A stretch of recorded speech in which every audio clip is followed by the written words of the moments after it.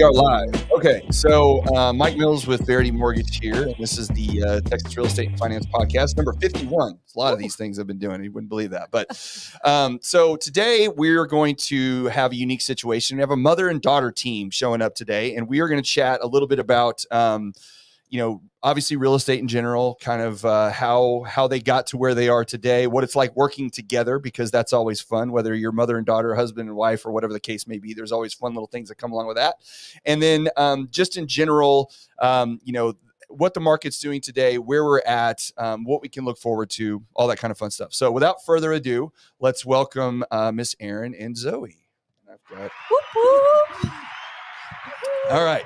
So now, Zoe, I'm going to be honest with you. When I did my little promo for this thing, I was trying to get everything all set up.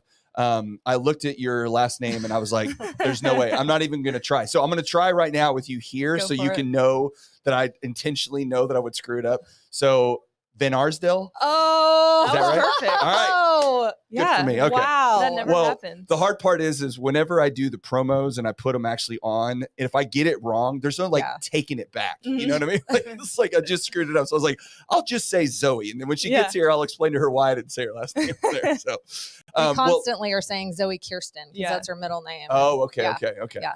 Well, I appreciate both of y'all coming in and traveling over here. I know you had to come all the way from Pantego so far. I know you came from Venus. So thanks for popping in here with me for just a little bit. Yeah. I really want to, y'all have a unique situation in that, you've obviously, Erin, been in the business for quite a long time. And Zoe, you're brand new to it. So there's a certain amount of, mom's been doing this for a little while and we're going to show, or help the daughter along the way. And I can just speak from having a daughter myself that I don't know that I could do that simply because, like I told you before, I've learned in the last 5 years that I'm pretty much the stupidest person on the planet. Right. So I'm pretty sure if I brought my daughter into my business, it would be worse. Now, granted, when they get a little older, I think the appreciation level changes some. So let's start. She has quit a few times. Oh yeah. It's on a daily basis, I think. It was there for a while. Yes. It gets a little dicey for a minute, right? If there wasn't tears, then she was definitely quitting. Yeah. So, Erin, let's start with you. Mm-hmm. So, how did you get into real estate to begin with? Because I always like to get everybody's backstory a little bit so we all know, because we all come from different backgrounds, especially in this business, because, there's so many different types of people. How did you get into real estate? And then we'll get into kind of how Zoe kind of joined up with you after that.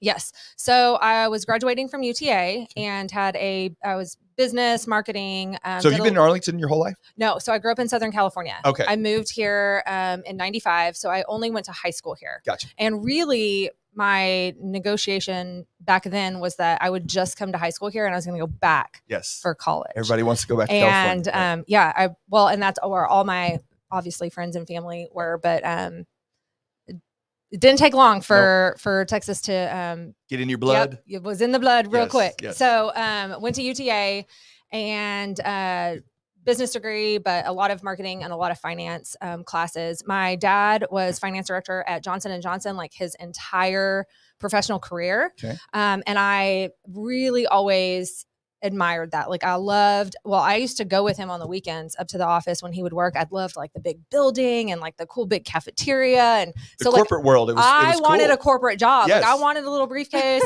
and he always worked. I think so it was the Johnson & Johnson building off 360 and 20 that got torn down years ago. Okay. And I think that one was only like 2 stories, but I was like, man, to work in like a high rise building, like so cool. Super cool. So that was like really what I wanted. So graduating from UTA, interviewing for a few different jobs. And I actually applied for a listing coordinator position. Okay. Was being interviewed by Terry Franklin and Mandy Mahoney, her assistant at the time. And like maybe 5 minutes into the interview, she literally smacks the table and she's like, no, you are not going to be our listing coordinator. And I was like, this lady is so rude. And this was only like my second like big girl interview where I was like, am I that terrible? Right. So really what she was saying was, you're not going to be like my listing coordinator, but you're going to be my buyer's agent. Well, I didn't know what a listing coordinator was. I didn't know what a buyer's agent was. You needed a job. I needed a job. Yes. I had a 1.5-year-old. And so I was ready to get to work. Right. And so she literally said, go get your real estate license. And I registered like that next week and I went 14 days straight. It was like a 4-day class and then a 3-day Friday, Saturday, Sunday, like from 8 a.m. to 8 p.m. Wow. So I did real estate courses in 2 weeks. Jeez. And then just showed up like, what do I do? Let's What do I go. do? Yes. Got it like done. I'm ready to sell. Yeah. Which I really didn't even know that I was selling. I didn't know what that was. Yeah. So this was 2003. Yeah, 2003. Well, real estate courses prepare you for what Nothing. a contract looks like. Yeah. And they prepare you for like legal stuff that you're never going to use, Right. but they don't really prepare you for how to sell. Right. Yeah. And a buyer's agent was such a new concept then. Terry Right. was one of the very first mega teams in Arlington, and she was just building it. Like I was her first buyer's agent. And so super awesome opportunity that I had no idea I was gifted with at the time. Yep. Because I was her first. So I literally was her little puppy dog. We met at not Corner Bakery, Cracker Barrel. She lived right there in Wimbledon. Okay. So I would meet her, not to eat breakfast, no, to get in her Suburban, you know, the tiniest little lady in that big old Suburban.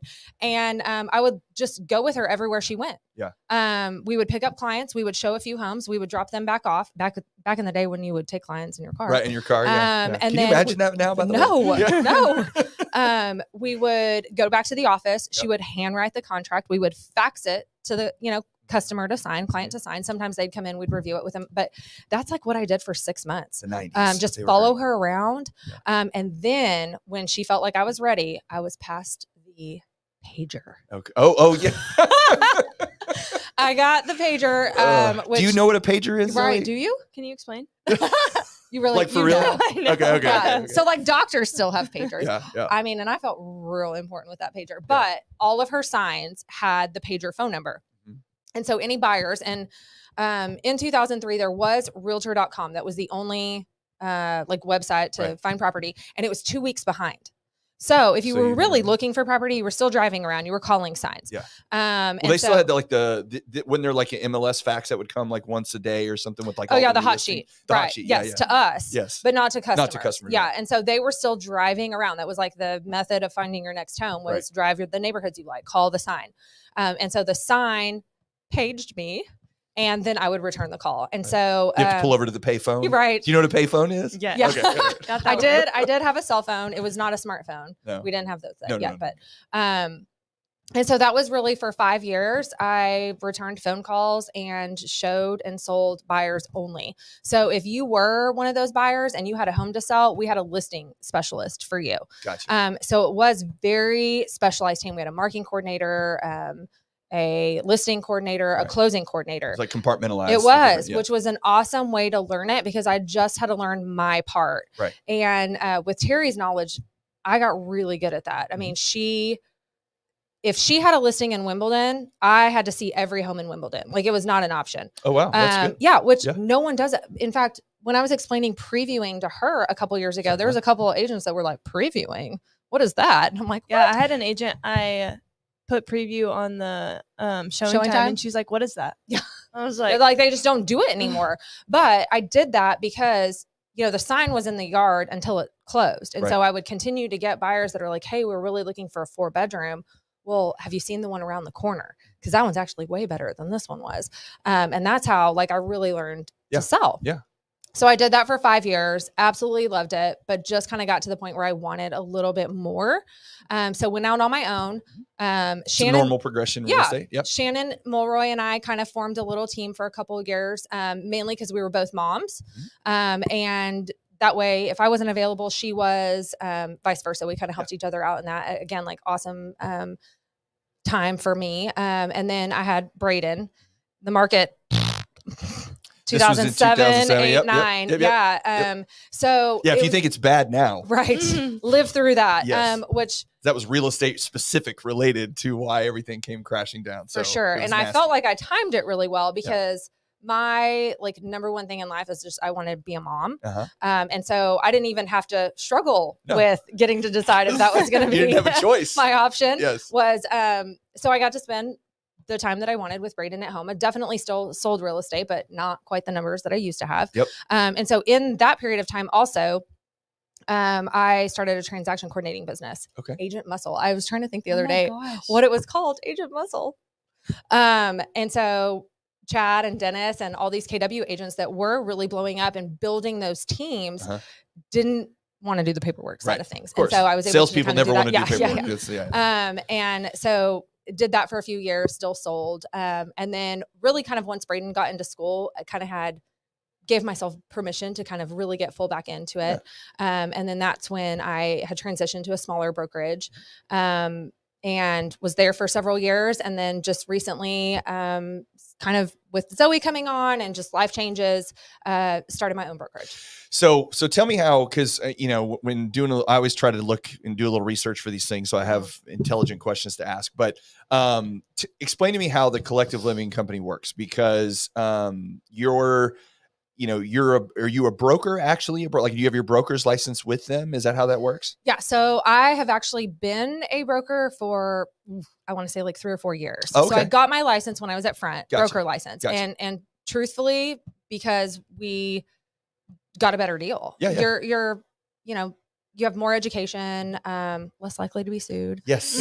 All being a broker is not rosy. I mean, you get into a lot of trouble with a lot of liability. Really, that was never on my radar at all. And so Amy had really encouraged me to do that. And so I've had my broker's license for several years. And so I still do have it. However, I am still operating under just a Texas broker within side. Gotcha. Yeah. So there's like a statewide broker that has all, but they don't really do anything. They're just holding the license essentially in the liability. Correct. Right? Yes. So yeah, I'd be curious, because you have a little bit on both sides of this. So understanding, because when agents get into the business, right, there's always money's always a thing. I mean, it always is, right? So it is, well, what's my split? How much do I get? How much do you get? And when you're new, depending on your point of view, you're okay with sharing your commissions because you don't know anything and you need help, and you need mentors and you need people to show you the ropes, right? But then after you're in it for a little bit, then you're like, okay, well, I don't really need that anymore. I can kind of do my own thing.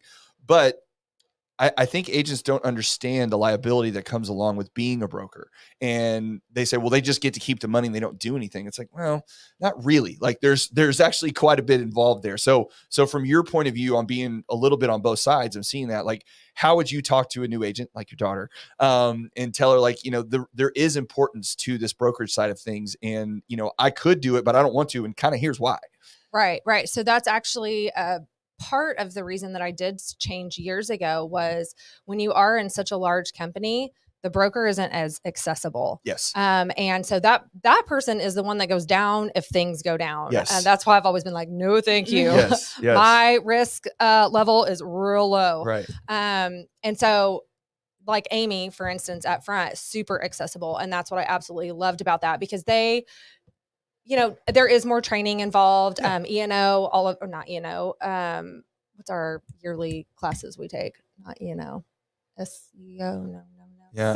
CE. Yeah. Continuing education. Yes. Yeah. That there's just a lot more involved with the broker license. And so, like when you do have a situation where lawsuit or I'm calling my attorney is involved, you have got to be able to access your broker. Yes. And in companies that I've been in the past, that hasn't always been easy. Yes. In fact, Trek, I think, just changed their rule. I think it's 2 business days now, or 2 like calendar days. Really? In fact, I'm not sure if it's been like officially voted on. I think that was like one of the things that's out there now is I think it's been like 3, maybe 4. That's just way too long if someone says they're going to see you, you cannot sleep. No. So, and that happens more than people realize, because I think, it gets lost in translation sometimes that when you buy a home, it's a very personal transaction. This isn't a business transaction. This isn't my company buying another company or buying an office space. This is I am relocating my family from A to B. And if anything goes sideways in that I wasn't expecting to go, people don't generally just go, oh, well, no, I understand that. Right, that makes that's sense. fine. Yes. No, it that's doesn't. not what happens. And unfortunately in our business, stuff happens, for lack of a better word. So, well, and that is why I wanted to educate myself and be able to answer some of those harder questions without going to someone else. But it is important, especially as a new agent. That is like one of the top 5 questions I have them ask when they're interviewing is, who's the broker and are they accessible? Right. Real important. So Zoe, how did, after seeing your mom do this for so many years and seeing the emotional roller coasters that come along with that, what was it that drew you into wanting to do this? Honestly, just her. Yeah. In 2020, I moved back home from college. Where'd you go to school? She was forced. Yeah. UNT. Okay. But you were it was COVID quarantine, right? Yeah. So I moved back in with mom, and she was just really busy at the time and needed some help with the paperwork side. Right. Nobody likes paperwork. Right. Yep. So we did that for a little bit. Working at home together and living at home together wasn't horrible. The best thing in the world. Too much time together. I was like, I think you need to go back to college. Yeah. Absence makes the heart grow fonder. There's no doubt about that. Yeah. So I moved out. I actually started getting my real estate license. We got a office right by her house. And then I did more of the, showing, transaction coordinating, just learning more and more. Did you have your license at that time, or you were just okay? I did end up getting. Yeah, she was doing the transaction coordinating part. And then when college just abruptly stopped and we were at home with too many hours on our hands, I said, why don't you go ahead and get licensed? While you're here, yeah. Yeah, and I can really do a lot more with the license. Right. But it was really kind of also the paperwork person should be licensed. Yeah. Yes. And they don't have to be in Texas. Yeah. But just from a risk reduction standpoint, like it just made sense to have her do that. And it gave her something to do. Right. And we all had way too much free time. And so that was really kind of the thought behind that. But then 21 hit and there was only one of me. Yes. And 20 different homes to show in a day. And so then she kind of started, just showing for me. And so it was like little by little. Yeah. Well, that's been the craziest thing about our business lately is that over the last 5 years, we've had it to where we went from a normal market, let's call it, right, in 2018, 2019, and then COVID hits and the brakes just get slammed on, right, and everything stops. I mean, everything stops. And I mean, it was a good probably 6 months, you say, something like that, where everything just completely shut down. And then once it opened it back up again, and of course, being in Texas, things opened up a little bit sooner for us than they did other places in the country. Then it just went balls to the wall. Then it was just like full go, everybody's going. And so you went from nothing to just insanely busy. And then the market shifts, rates jump up because inflation gets out of control, and then the brakes get slammed on again. So it's like, and that's where I want to hear your perspective on it, because, Erin and I've been in the business long enough. We've seen these up and downs, and you kind of know what they come. Now, I'd still say, I don't think I can't say, even in 2007 and 8, I mean, obviously there was the issues were related directly to real estate, but the stop and start to such extremes, and we've never gone through anything like this before. Yeah. Like it's completely a unique situation. So from your point of view, getting into the business, right, and being brand new to it, and I'm sure mom's at home going crazy because she's like, this is insane. Like how did that? Yeah. Like how's that worked out for you so far? Like just being in it and getting to deal with this all day long. Was it what you expected? No, not at all. Right. Just because the classes and everything, right. I was not prepared for this. But coming in at such a hard, busy time was, I think, really good. It's frustrating to learn go, but at the end of the day, it's trial by fire. Yeah. But at the end of the day, like, I think I learned a lot more because of it. Yeah. You get a lot more information a lot quicker, and you have to adapt, because if you don't, then you get left behind, and and then mom's yelling, I told you to do that. Why didn't you take care of it? Yeah. And I wanted a lot more work, not this much work, but a lot more. Right. I'm like, go. Right.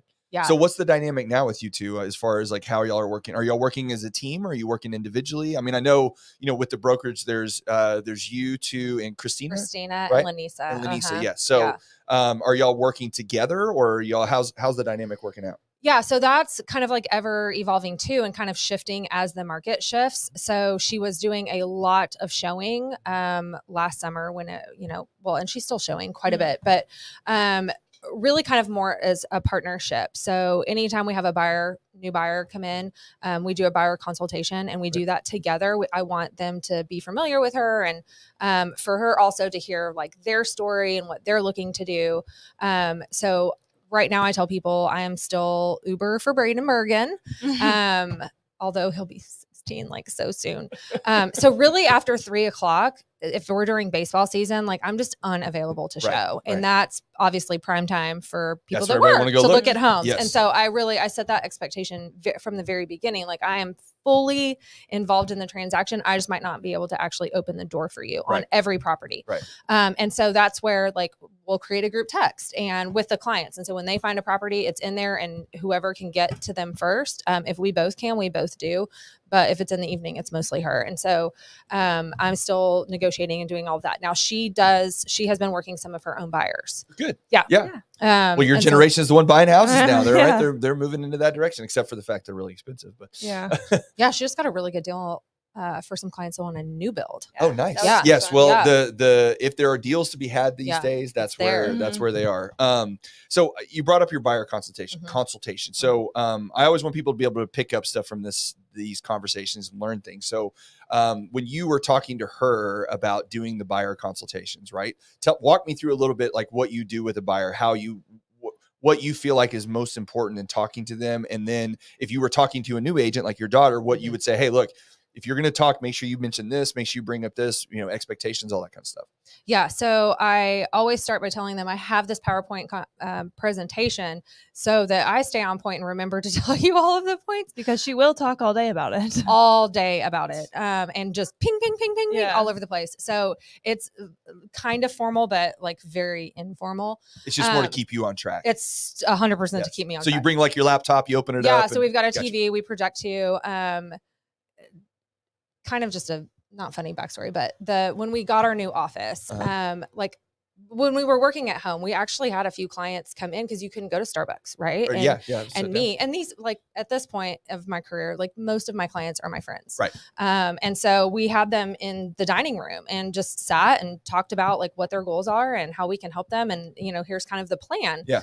And so like getting this new office, I wanted it to feel like you were in my dining room. Right. And so that's literally, we kind of designed it around. Yeah, we mimicked my dining room, and they actually kind of look the same.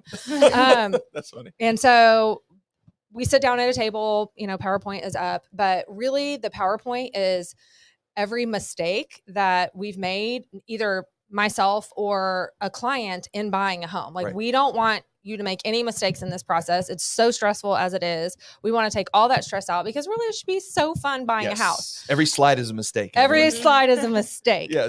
And so, for instance, we have had a client go on and find a home on Zillow. Zillow says the payment's $2,500. They're like, heck yes. We show them the home. We get under contract. They have spent, at this time, it was probably only like maybe $200 in option fee. They put their earnest money. Then the lender sends them their actual payment, like $3,200. So then super embarrassing for them. Sure. Because they're like, Erin, we can't actually afford this. I mean, they were approved for that amount, but they didn't know what that boiled down to in payment. Right. And so we had to terminate. In fact, I think we even went through our inspection.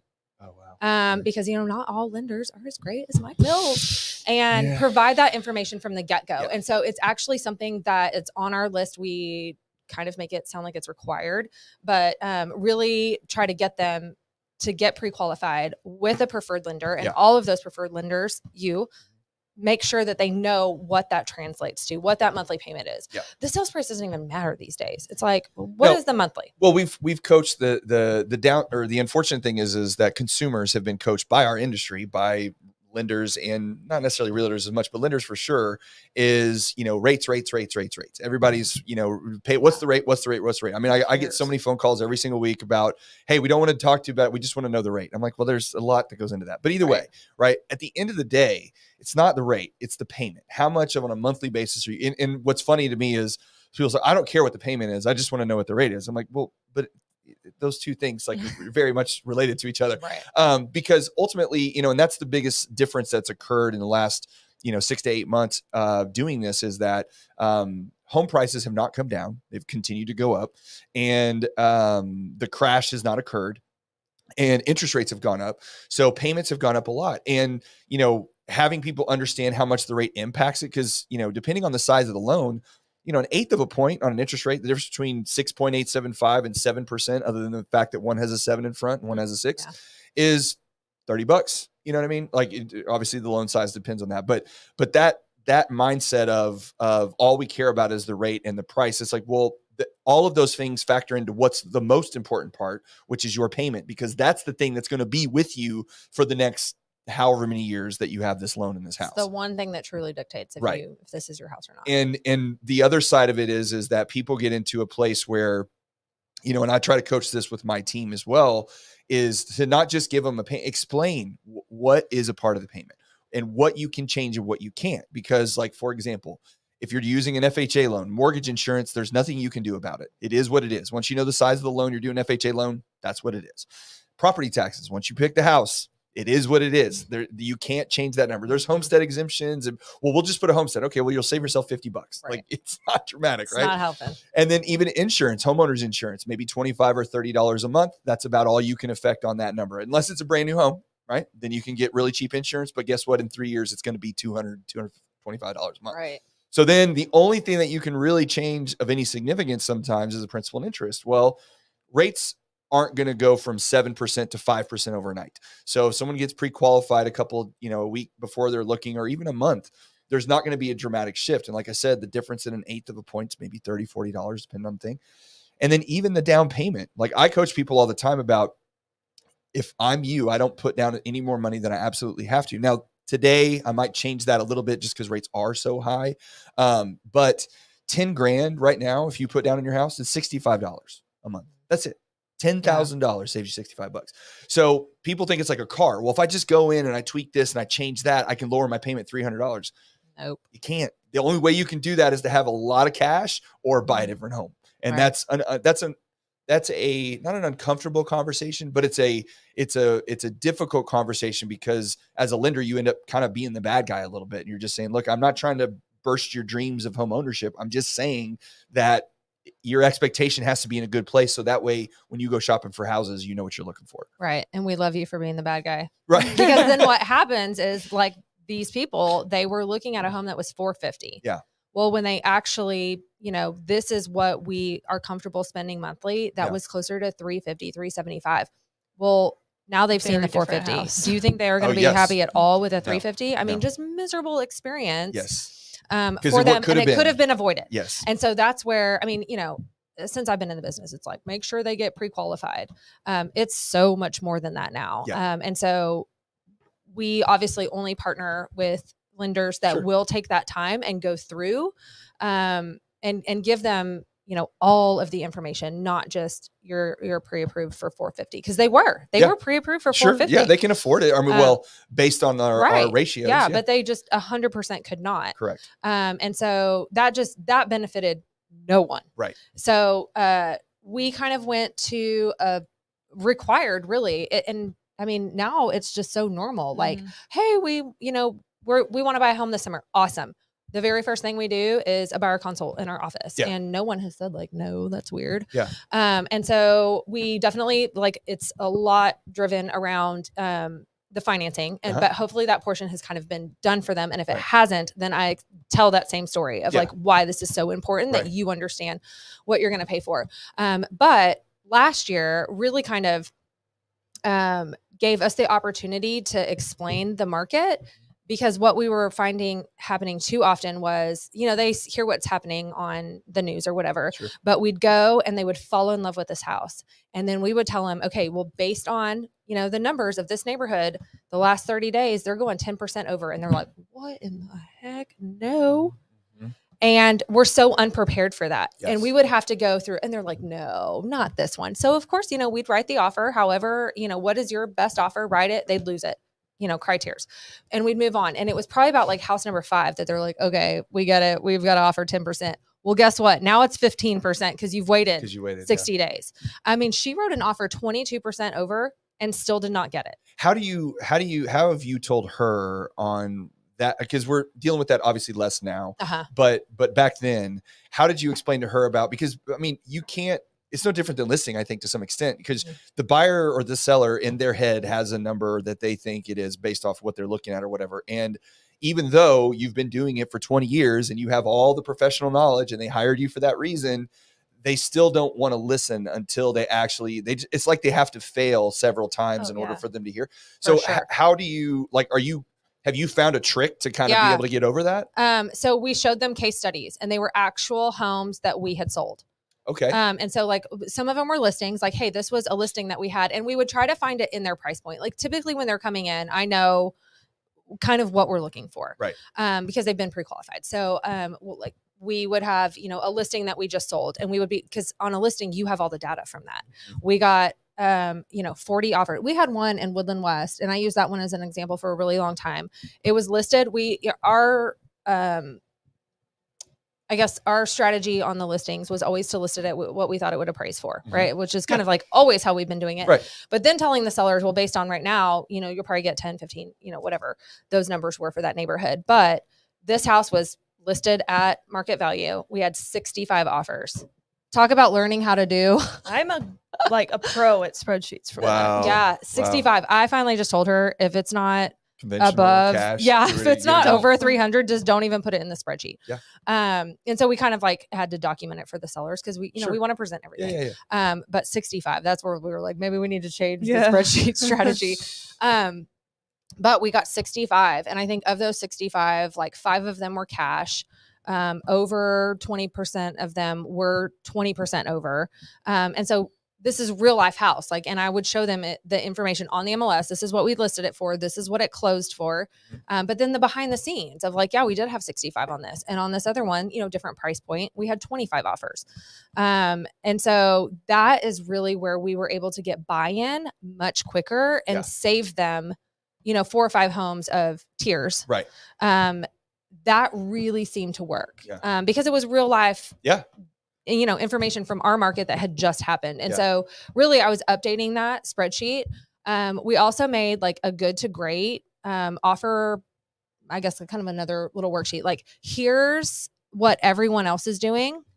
And then here's how we've been successful in getting offers accepted. Okay. And not every single category could they do. And a lot of it, you know, explaining if we're offering, because a lot of them were like, oh, we'll offer 20% over. We don't care. No, you actually have to have that money in your bank. And then they were like, oh, wait a second. I don't have that. So really getting them to understand that portion of it too, like what it appraises. There was so much more education involved in these last 2 years because everyone kind of knows what an appraisal is, but you know, we haven't had issues for a long time. And so really kind of educating them on, oh, if we are going to offer this, you have to guarantee that cash. And so sometimes that wasn't an option for them, but there are other things we can, you know, double our earnest money, double our option, pay title, like do all of these things. And so that was kind of constant. We were listing like crazy. And so we had so much of that information that you can't pull that on MLS. And so I was just constantly updating that spreadsheet. Of like, okay, the 10%, by the time we finally got them to get comfortable with, you know, 10% over, it really had jumped to 15. And then in some areas, you know, it went, I mean, that one, I don't remember what it ended up closing out, but she was 22 over, paid everything, guaranteed it. I think we did an appraisal waiver, like the whole thing, and still, you know, didn't get it. Well, and now it's flipped because now the listing side of things, because you're dealing with the same, it's a symptom of a similar problem, in that now you have sellers that now, granted, I think we're far enough into it now that, you know, everybody has a little bit better realistic expectation, but either way, you still have sellers that are like, well, no, this house is this much, and you know, the neighborhood is like, yeah, they sold 6 months ago. Okay, that's not well, 6 even months. Going back to seller paid title policy. You know, they're like, I mean, because buyers, I mean, literally, I had never, I mean, the checkbox has always been there. Never checked that box that a buyer's ever paid a title policy until you know, late 2020 or 2021. And so now that check mark is going back on the seller side, and they're like, no, you know, no one's paying that anymore. And I'm like, well, yeah, actually you are now. Well, because they have other options, and there's not, and it's not even, I take that back. There's not a bunch of options. There is lack of buyers out there. So you just have fewer showings and fewer, you know, there's not as many people coming through the house. So the ones that are there, you got to get them while you can. Back to the collective living thing a little bit, because I did want to ask you. So what is it, what was it about that particular setup that attracted you to it? You know, when you were looking to make a change, like why was that one the thing that you gravitated to? Yeah. So really control over brand. A couple years ago, it was like on Etsy. It was when I had moved to Front, I had like a little Erin Bergin logo made on Etsy. It was like $25. And I did my signs, and that's one in red. Everyone was like, oh my gosh, you have started your own company. I was like, no, I don't know why they think that. And I have a bunch of 3s. Enneagram. Do you do the Enneagram? I have no idea what that is. Okay, that's a whole other podcast. Wait, hang on. It's a personality profile. Oh, okay. Yeah, Okay, the type okay. thing. Yes, and so, your 3s are kind of like, well, they're achievers. Okay. So, and I have a lot of entrepreneur, achiever, people in my life, and they're like, why would you not start your own? Like you should, you've been in it for so long. And again, like I just never wanted that responsibility. Sure. I've always my experience on a team was so fantastic. And any new agent in the business, that's what I tell them is get on a team. Yes. I don't care how much you're paying, the camaraderie, just the knowledge, the leads, like all of it, it just makes sense for a new agent. Yeah. You have to surround yourself with people that know what they're doing in order to get better at the business. Yeah, you can't absolutely. just be on an island by yourself. For sure. Yeah. And even once you've been doing it a long time, I think, because there's always constantly changing and you got to be around people and you can't just be floating along on your own. Yes. So it was never really kind of on my radar. I kind of like, I think we maybe talked about this pre-show where, I liked taking my clients from the buyer consultation all the way to being at closing with them. Yep. If there's something wrong with the paperwork, like I did that a lot, a long time myself. But then once she came in, like she wasn't having as much interaction with a client. Like I always wanted them to call me. Right. When you already have title and lender involved, throwing, another coordinator, so she was very kind of behind the scenes. Right. That was just how in my world, me being a buyer or seller, that's how I would want it done. Right. And there's a gazillion different ways. One's not better than the other, but that's what I wanted for my clients. Yeah. I wanted just a really high level. And so that's why I've always just kind of ruled out brokerage. But having the brand identity, like that's just such a big thing now as far as marketing goes, which has been really fun. Like the social media part of it, like just really embracing that.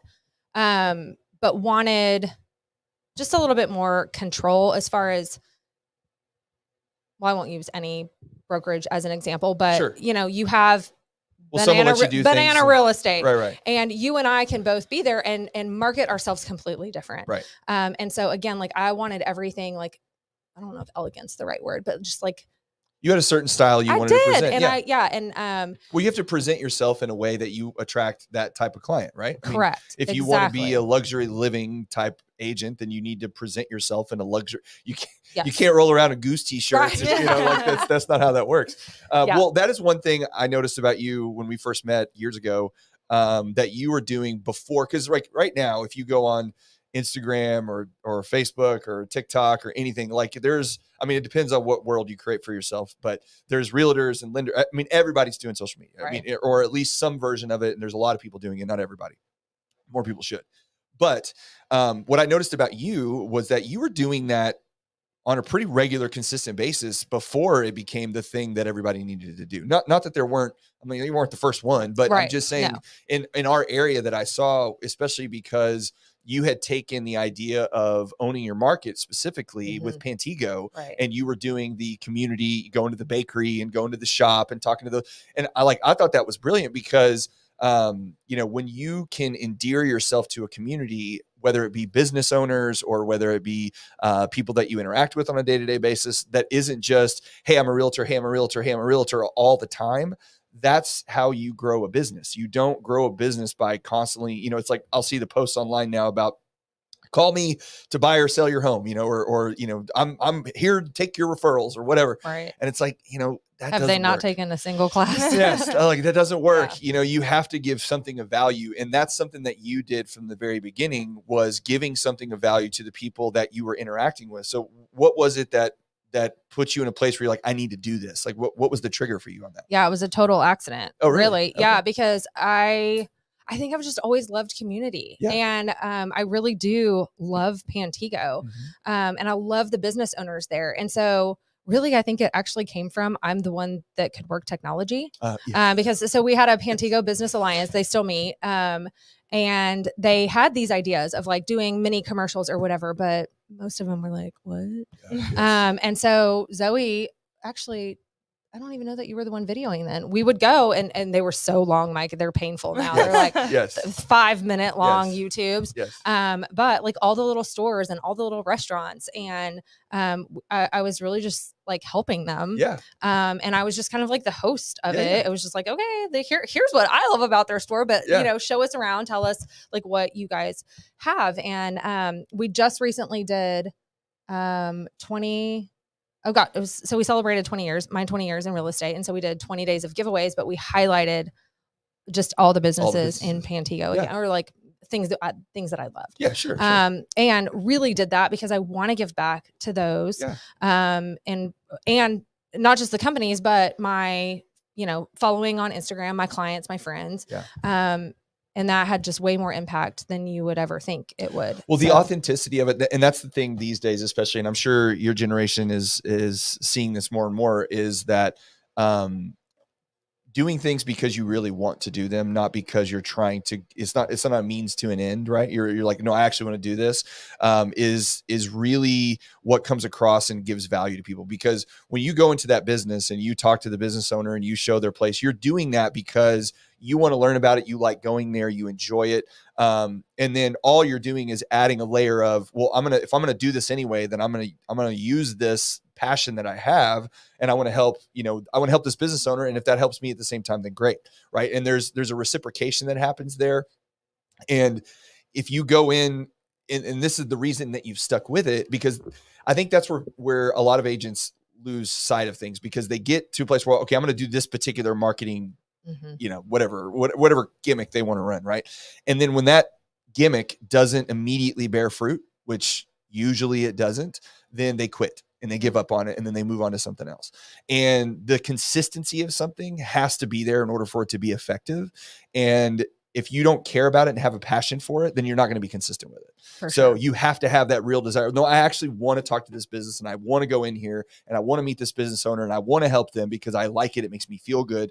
Not because I think if somebody sees this, they're going to call me to list my house. Yeah. Right. Social media really, both from just like a engagement, but also from listing advertisement perspective, that's a full-time job. Yes. And so when we got real busy, especially with listings, I immediately was like, I cannot do this anymore. And so lucky to have someone like close to me, like start that business. And so she's been with us for several years.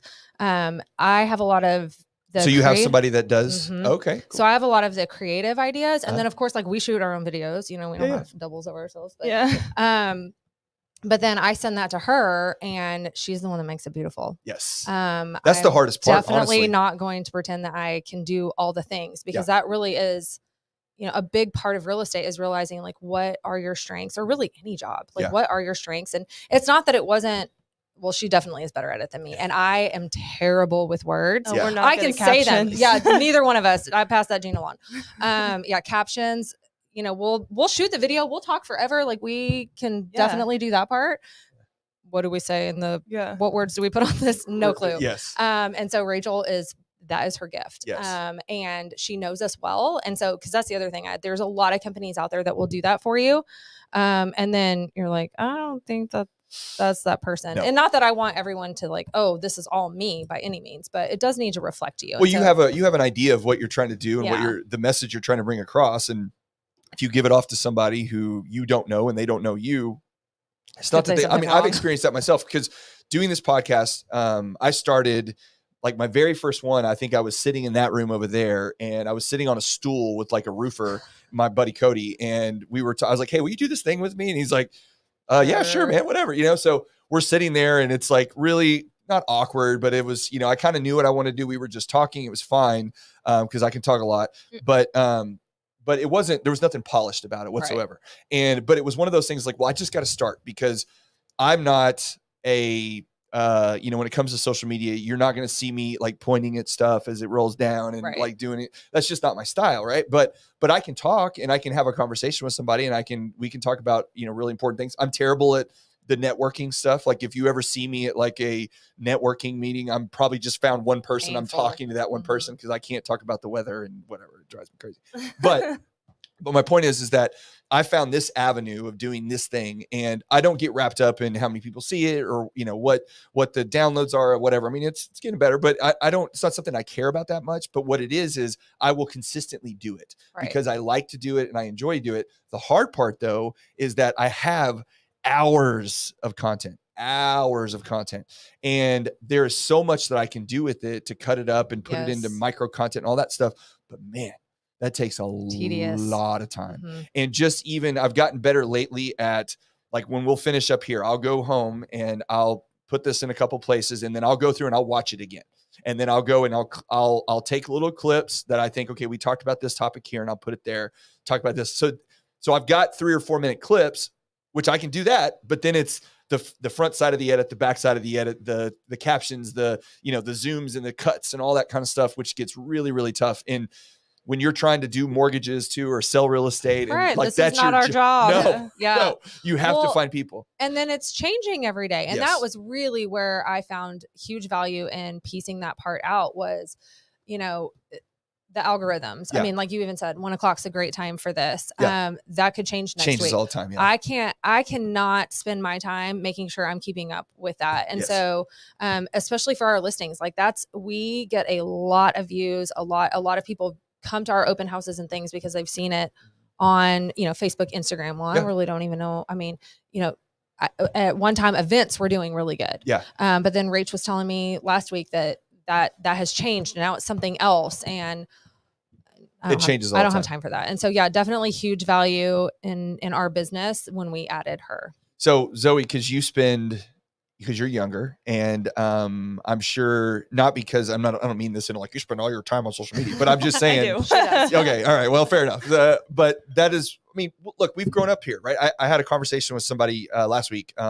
She's from Tennessee, and she's 25 years old, and she's a Gen Z guru or whatever, or has positioned herself that way. And you guys have been raised with social media, and you've been raised with phones, and you've been raised in this world that we were not a part of at all when we grew up. So even though we've adapted, right? In what year were you born? Not to 81. Okay, I'm a little older than you. I'm 78. So, but we were born in a time where there were no phones, there were no, internet. There was none of that stuff. We were out, till the sun or till the lights came on or whatever. But you guys have been under this surveillance world essentially, because we can watch every move everywhere you go all the time. So you're just used to it. Like, this is just what you have. So what do you think, like from your generation, when you look at the importance of social media and being involved with that, and just, I mean, y'all are the first couple ones when I do my things that actually shared, the stories and stuff, because people that I bring on, they just don't think about it, because it's like, but if you want to get traction on this stuff, that's the thing you got to do. So what have you tried to convince? I didn't know how people knew about this. Yes. Yeah. Somebody texted me yesterday. I was like, it's because she shared it. Yes. Yeah. Yes. Yeah. No, I think that's where a lot of like my business comes from, is because people my age, my friends, see everything I post on Instagram and social media and things like that, because that's what they want to see. Like, even a new food place or a boutique, like I won't go to the internet and look it up. I'm going to go on their Instagram and look at their pictures. And if they don't have an Instagram, then don't go there. Then don't go there. Well, and that's crazy, because we, like I think even your generation doesn't even use, do y'all even use Yelp at all? Like, is that a thing? If I need to do a bad review, I will. Like, if you're just mad, you're just like, oh my gosh. It's true. I'll download it, do my bad review, and then kick it off, right? Because that was something that Allie that I had last week said. She said that if they're looking for a place to go eat or whatever, that they go to TikTok or Instagram to see if they can find. And I never even, like, that's never even crossed my mind. How do you even do TikTok that? for sure. They'll post all the new food places, like everything. We don't use TikTok that much. Well, and that's another thing. It's gonna go away. Well, I don't know. I don't think so. I know the whole China thing or whatever, but Google gets way more information on you than TikTok does. For sure. Okay. And they're involved in everything. The difference is, in that situation, is Google is a US company and TikTok is a Chinese based company, and they are taking Google's money. And so Google's mad about that. And so they are trying to get them out. Not that it's good or bad. I'm just saying that that's the circumstance, but no, you can go down rabbit holes with all of that. And that's really why we kind of, and she may, I don't know. Are you on TikTok? Well, that's what I say. TikTok, on TikTok, they use TikTok. They don't go to Google. Right. They use TikTok. Yeah. Do you put your real estate stuff on there? Every once in a while, mainly Instagram, but I'll try and do TikTok. But I'm just saying, when they're looking for something, right? Yeah. If you're looking for a topic, or you want to know about, if you were trying to buy a house and you wanted to know about, what do I need to know about a real estate transaction? They're going to go to TikTok. For sure. Yeah. I needed new pots and pans on TikTok the other day. I said, best pots and pans from Amazon. Ordered it. I mean, well, then you need to be putting more stuff on there. That's true. I just, for my sake, it's like, you got to pick at. Yes, you can't be. You cannot be all things no. Yeah. So and that's where Instagram's been your lane, and I think you've done a great job with that on growing that, and that's where I think it's important, and I'd like you to speak to that on agents trying to do all things to everybody, and you need to be focused, whether it be buyer's agent, listers. I mean, there's a little bit of balance there, but if you're trying to be everything DFW, or you're trying to be everything, TikTok, Instagram, Facebook, LinkedIn. So why do you think it's so important that you have to focus on one area and get really good at that? Yeah. So years ago, it was kind of described as like a SEAL team, right? Where I am hyper focused on Pantego, the 013. Of course, now we're listing one in Burleson this week, and we'll go other areas, but we were just talking about Frisco. I have partnered with an awesome agent. She's fantastic at Frisco, McKinney, all that area. A, it's a really far drive for me. Yes. B, it is changing so much that competency it's just not there. In Arlington, if you tell me where you want your kids to go to school, I know exactly what neighborhoods. Yes. And they get funky in Arlington. They're not right. Yeah. People have bought in Wimbledon thinking that their kids are going to go to Martin, and they're on the wrong side of the Wimbledon, and they're going to Mansfield, and that's a real mess. So a Frisco agent isn't going to have any clue. Right. And in fact, that particular listing I think was incorrect on MLS, but you know what? When the deal is done, it doesn't matter what MLS says. Yeah. So I think obviously being fully engaged in real estate, we still have a huge percentage of agents that are part-time. And I for someone who's getting in the business, I just always discourage them from even thinking that that's possible. Right. The last year, Zoe just had one this week where it was listed at 11 o'clock in the afternoon, and it said offers due at 10 p.m. Well, if you're working a full-time job, you're probably not even going to be able to show that house until 5 or 6. How are you going to get an offer in? Right. You probably haven't written one in a while, so it's going to take you even longer, right? You're just out of practice of all of that. And so whoever wrote that doesn't have a real good understanding of how. Right. But it's just hard. I think this business looks really fun, right? You've got Selling Sunset and Joanna Gaines and, just all these fun people, but this business really is not about showing homes. No. Everyone's like, That's what we make it look like. I just love homes. And I'm like, yeah, me too. But it's just so much more than that. And that's one thing that we were talking about at lunch is just, when she was saying she went to school, or you go through your courses. Yeah. Well, that's not. It teaches you absolutely nothing. You have to find the client. Yeah. And for her, there's been some discouragement there because she is young. I was young. Everybody has to start somewhere. Terry was like, you need to go to the Gap and look older. Yes. And so I did. I tried to like look older, because as much knowledge, like people still have to trust you. Yeah. But I was like, sister, you are learning this. Just being in homes, showing the amount of homes that she shows is probably more than 10 part-time agents in a year. Yeah. And again, like with people not previewing, so she's in the property, she's seeing the pricing. I make her do her own CMAs.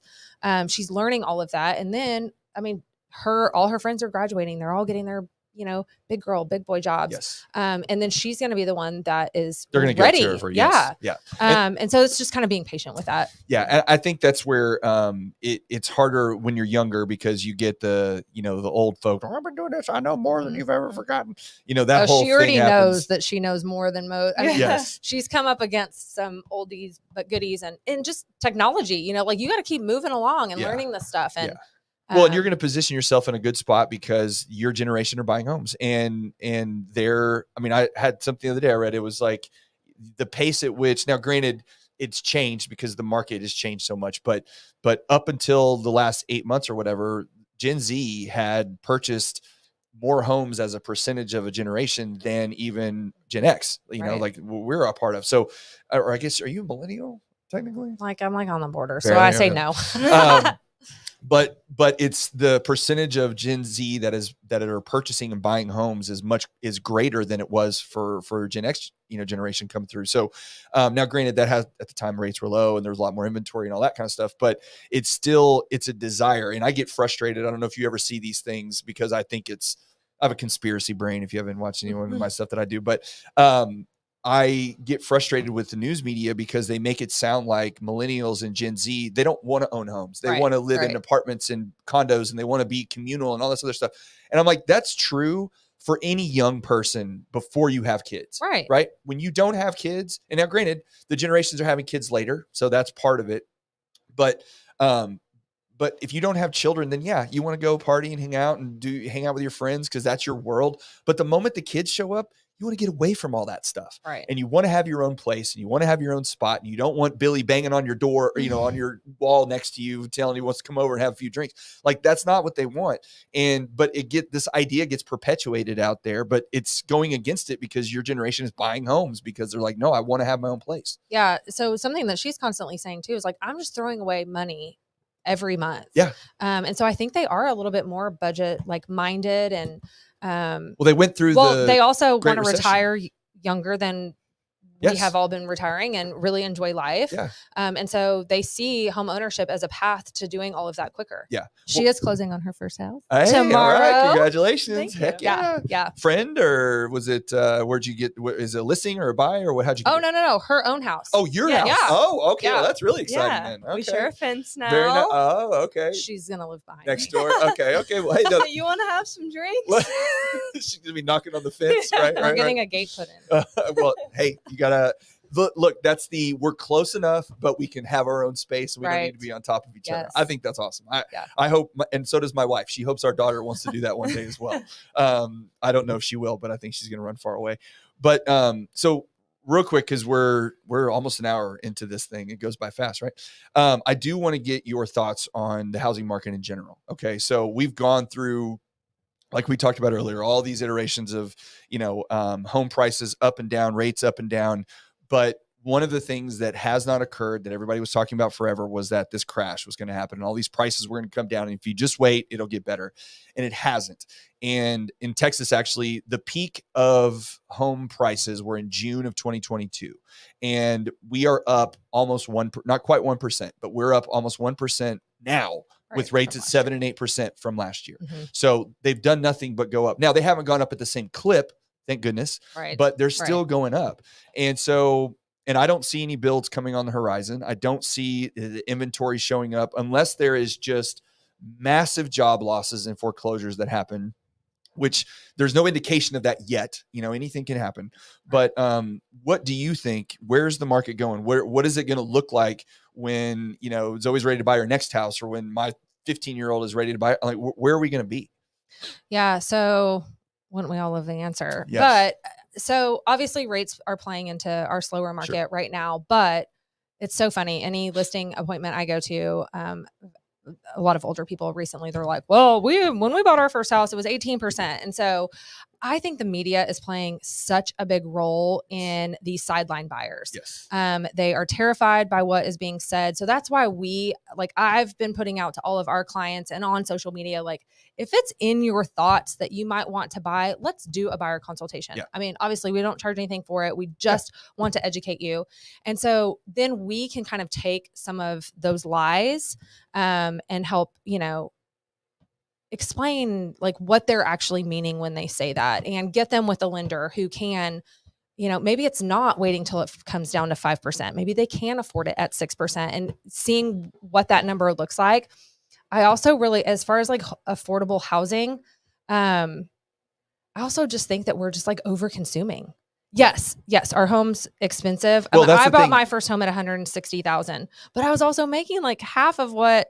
Well, when you say the older person that says that the rates were 18%, that's right, they were. Mm-hmm. But that house that they bought for 18% was $60,000. Right. And back in 1955, and this is something I get off on all the time, is if I had my family, there was 4 of us, me, my wife, my 2 kids, I could work a solo job by myself. My wife could stay home with my children and help them, because that's part of issue with society, I think, as a whole, is that we have a lot of working parents, and nobody's raising their kids because they have to work, because you have to. Right. You don't have a choice. Right. Because back then I could have my job, I could have a pension, I could have insurance, I could have all the stuff that I needed, and my wife could stay home and take care of our kids, and my kids could I could pay for their college, I could buy them cars, I could do all that stuff on my one single income, because it was affordable. And nowadays it's not. But were you eating out every meal? No, you weren't. But the food budget is much, that's a small part of it, because I don't know about that. Well, so I read something, this was last year. So they did a study from 1995 to 2015. So it was 20 years. Okay. Mm-hmm. And the average price it was homes, cars, education. And there was one other thing. But the average price of a house had gone up 350%. And there's no inflation. They just said, if you just take inflation completely out of it, the average cost of education had gone up like 500%. The average cost of a car had gone up like 280% or something like that. But income on average had gone up less than 100% over that period of time. So people's incomes it's an imbalance. Everything's getting more expensive, which is why, we have more debt.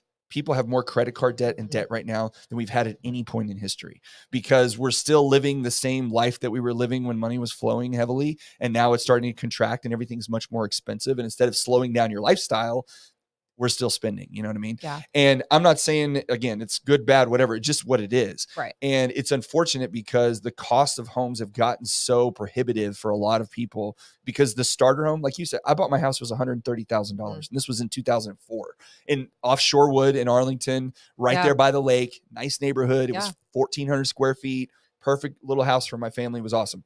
There's no way you're not finding that today. Yeah. Well, and the ones that are, like, we're going to list a home in Burleson for $250,000, $255,000. It'll get snagged by an investor. Yeah. And my sellers are really actually being conscious of, like, hey, we'd love to actually sell this to a family. Yeah. And so that'll be something. If they want to know that, the seller name is on the contract. Yeah.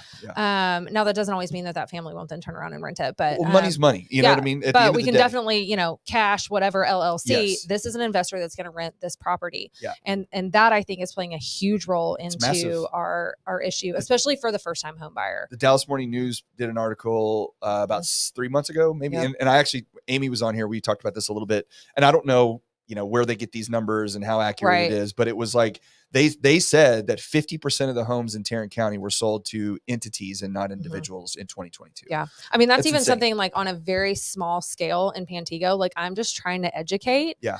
Because we're older community. Yeah. And these people built these homes and they are still living in them. Yes. And so in fact, the home that she's buying, the owner passed away in December. A lot of families, these kids are like, oh, we'll just dump it off to, whoever will just give us quick cash. Well, they don't understand what that means for that neighborhood. Yes. And these people, these kids did grow up in the neighborhood. So not that I have to list it, although I'd love to.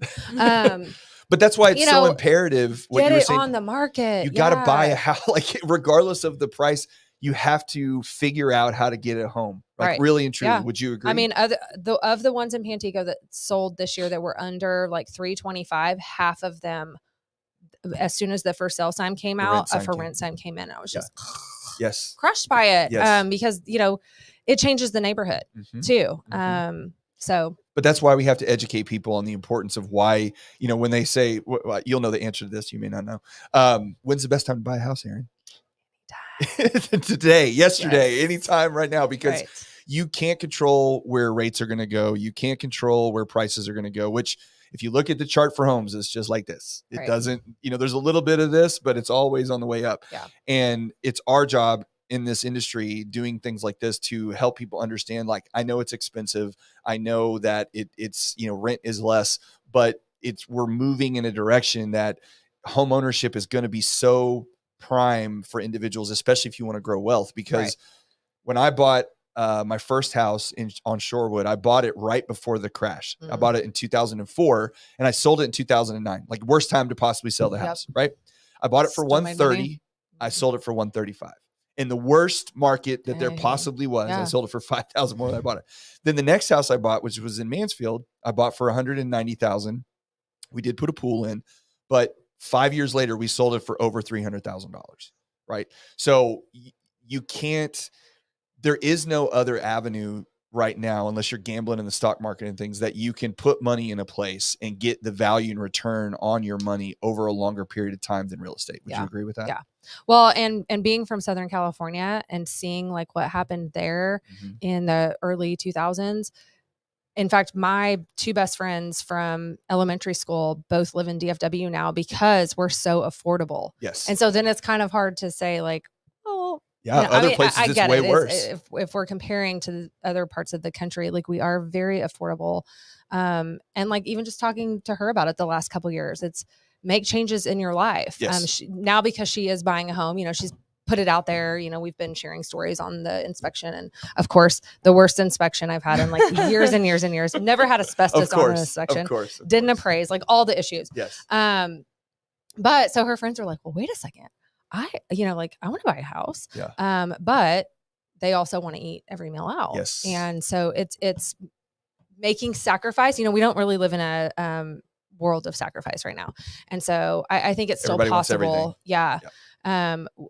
I don't know if we have time. Do we have time for my quick little? So Embrace Grace is a ministry I've been involved in for several years, and that's a ministry for single women experiencing an unplanned pregnancy. Okay. But then we also kind of take that to like once they've had their babies, like single and parenting.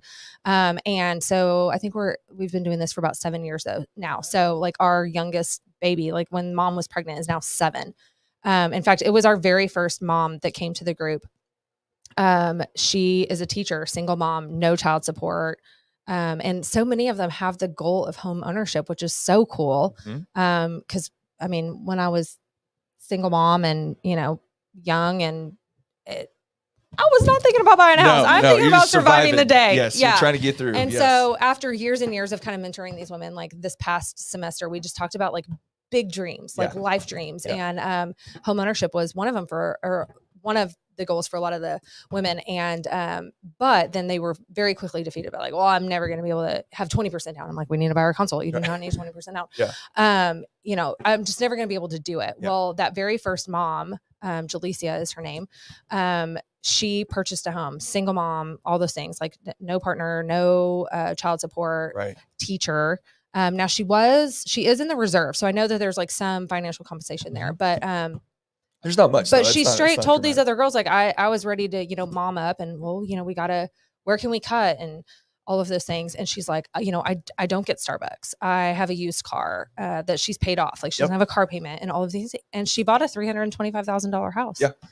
Well, so it's possible. Absolutely. And that's the thing that your generation actually, I think, because when the old folks talk about these kids these days, I'm like, you know what? The kids these days have a better grasp on their finances than I was never taught this as a kid. My parents didn't teach me this stuff.